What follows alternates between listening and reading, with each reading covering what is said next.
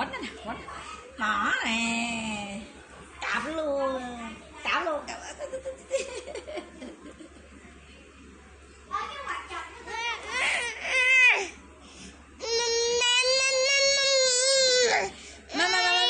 Mama. Nè, ngồi lên, ngồi lên, ngồi lên. Mama, nè, đó. Đó, kêu đi, kêu đi.